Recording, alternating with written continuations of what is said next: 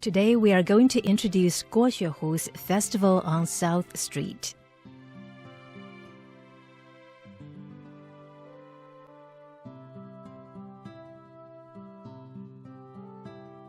What place does the work depict? His hometown, the place near where he lived. South Street, today's Dihua Street, is near the city god's temple. During the Japanese colonial period, it was a very important hub for business.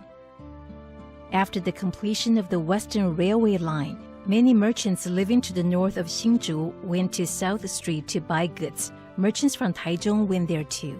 The street was busiest on city god's birthday on the 13th day of the 5th lunar month. It was busiest at that time. Kuo was born and grew up in the surrounding neighborhood, and he had friends who owned shops there. When he was young, he had the opportunity of watching the hustle and bustle of the street and the festival celebrations. From the second floor of his schoolmate's home, the image of the comings and goings of the people was left ingrained in his mind. And so in his works, he drew the area's modern buildings and street scenes in fine detail. These childhood memories were particularly dear to his heart. The buildings in the painting are modern ones. By juxtaposing a bird's-eye view with what could be seen when looking upwards from below, the painting has a dreamlike effect with more than one perspective. Kuo added one extra floor to the two-story buildings and kept their elaborate Baroque architecture style during the Taisho era simple. He drew their arched doors and windows in a relatively stylized way, making for a painting that is both clean and rich.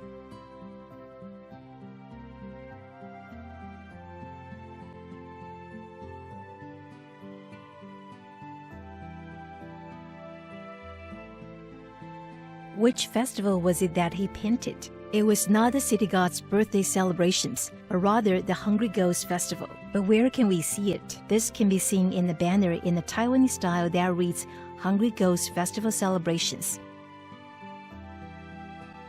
Some shop signs used the Japanese style. For example, Hungry Ghost Festival Sales. There is also a banner that reads Hungry Ghost Festival Prices. They were advertising sales.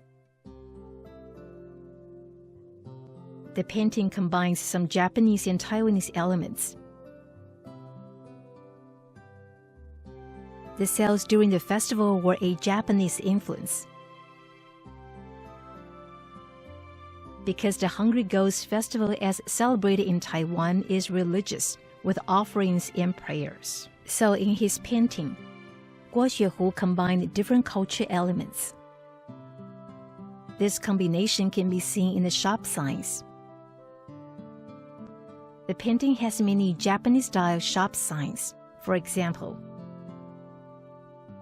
the sign, a time-measuring shop, indicates a watch and clock store. At that time, watches and clocks were high-end products.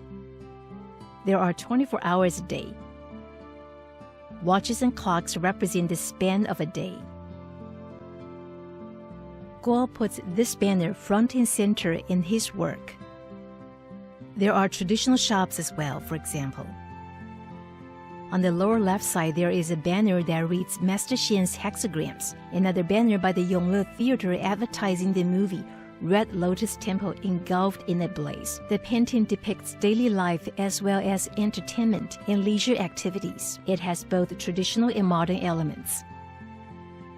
Kuo also painted items native to Taiwan. There is a shop sign on the left side that reads Ponglai Souvenirs, which is a place that sells bamboo artifacts. He used the shape of Taiwan on the sign, along with drawings of bananas and indigenous decorations. The shop signs are filled with all kinds of culture elements, such as those taken from Taiwan's indigenous peoples and Western products imported to Japan. So the painting is rich, with a combination of traditional and modern elements. And because the coloring was done in a unique way, it gives viewers a rhythmic perspective as they see the smoke rising from the temple of the city god, the flapping of shop signs, and some clothes in the breeze.